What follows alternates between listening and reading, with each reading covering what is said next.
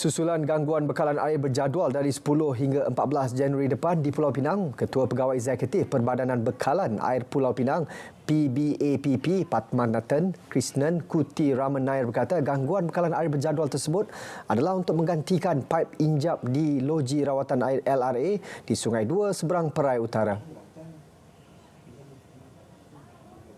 Infrastruktur yang sedia ada dekat Penang ini adalah yang lama. So penggantian dan proses penggantian ini PBA telah mengambil, setiap tahun kita akan ganti sedikit demi sedikit.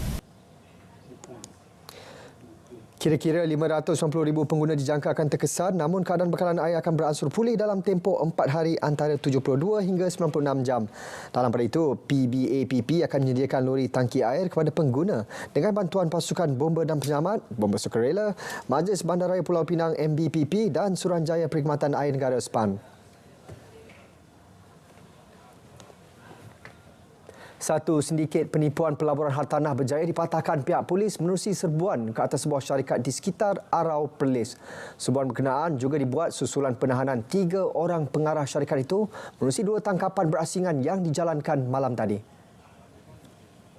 Hasil serbuan tersebut, seorang lagi ejen syarikat ditahan dan beberapa bahan bukti seperti fail pelanggan, dokumen perjanjian, resit pembayaran dan peralatan komputer dirampas.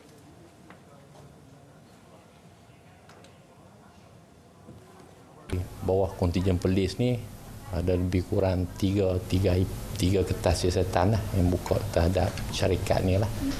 Jadi untuk di IPK polis jumlah kerugian yang dianggarkan setakat ni lah 39,000 siasatan awal asal siasatan awal kita lah secara kasar melibatkan kerugian sebanyak 39,000. Dan lanjutan daripada itu juga kita telah menjalankan siasatan dan kita mendapati ini satu syarikat yang menjalankan, kita syaki menjalankan pelaburan dan pelaburan ini sebenarnya tak mendapat daripada siasatan juga kita mendapati dia tak mendapat kebenaran daripada Bank Negara. Dewan Undangan Negeri Don Perak meluluskan rang undang-undang RUU Wasiat Orang Islam Perak 2023 bertujuan mewujudkan panduan, hala tuju takbir dan pelaksanaan wasiat orang Islam secara lebih berkesan.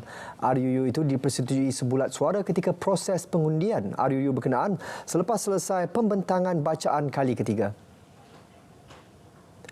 Menteri Besar Perak Datuk Seri Sarani ketika menggulung RUU berkenaan berkata kerajaan negeri akan mewujudkan garis panduan yang akan menjadi pelengkap RUU itu sebagai rujukan semua pihak.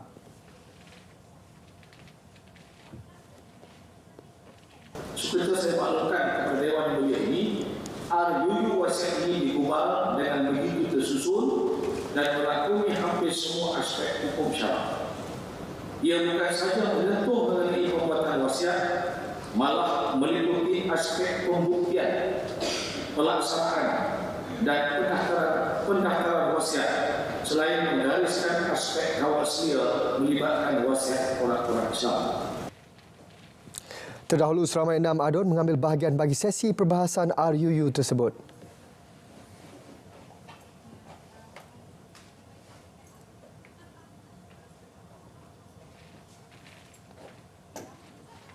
Berita wilayah berakhir di sini.